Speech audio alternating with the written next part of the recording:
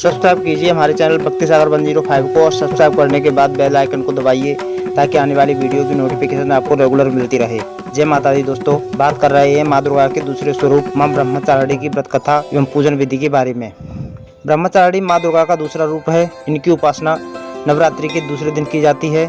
ब्रह्मा का अर्थ है तपस्या और चारिणी का अर्थ है आचरण करने वाली स्त्री, मतलब तप का आचरण करने वाली स्त्री। दोस्तों, सबसे पहले माँ ब्रह्मचारिणी की व्रत कथा के बारे में बात करेंगे। पूर्व जन्म में इस देवी ने हिमालय के घर में जन्म लिया और नारद जी के उपदेश से भगवान शंकर को पति के रूप में प्राप्त करने के लिए घोर तपस्या की थी। इस कठिन तपस्या के कारण इन्हें तपश्चारिणी अर्थात ब्रह्मचारिणी के नाम से जाना गया। 1000 वर्षों तक इन्होंने केवल फल फूल खाकर बिताए और 100 वर्षों तक केवल जमीन पर रहकर शाक पर निर्वाह किया। कुछ दिनों तक कठिन उपवास रखे और खुले आकाश के नीचे वर्षा और धूप के घोर कष्ट सहे। 3000 वर्षों तक सूखे हुए बिल्वपत्र खाए और भगवान शंकर की आराधना की।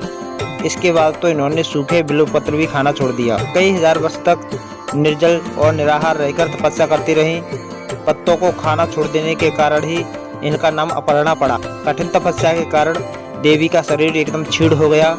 देवता, ऋषि, सिद्धगण, मुनि सभी ने ब्रह्मचारिणी की तपस्या को अभूतपूर्व पुण्य कृत्य बताया और सराहना की और कहा, हे देवी, आज तक किसी ने इस तरह की कठोर तपस्या नहीं की।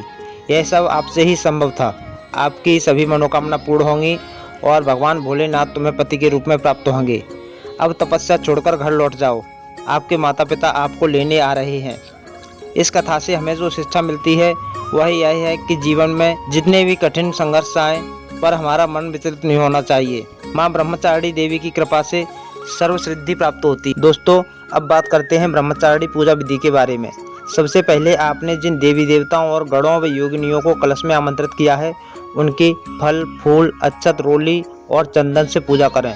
उन्हें दूध दही शक्कर घी और शहद से स्नान कराएं और देवी को जो कुछ भी प्रसाद अर्पित कर रहे हैं उसमें से एक अंश इन्हें भी अर्पित करें। प्रसाद के बाद आचमन और फिर पान सुपारी भेंट कर इनकी प्रदक्षिणा करें। प्रदक्षिणा का मतलब होता है कि दोबारा से दक्षिणा करें। इनकी पूजा के बाद माँ ब्रह्मचारिणी की पूजा करें।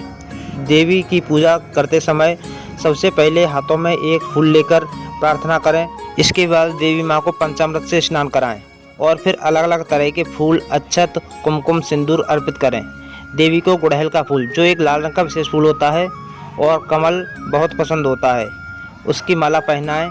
प्रसाद और आचमन के बाद पान सुपारी भेंट कर दोबारा से दक्षिणा करें और घी और कपूर मिलाकर देवी की आरती करें। इस दिन चीनी का भोग लगाएं और ब्राह्मणों को चीनी दान में देना चाहिए।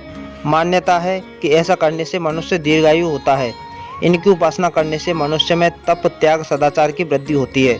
तो दोस्तों, यह थी माँ ब्रह्मचारिणी की कथा और पूजन विधि। वीडियो पसंद आया हो तो लाइक कमेंट शेयर जरूर करें। चैनल को सब्सक्राइब जरूर कर लें। धन्यवाद। जय माता दी।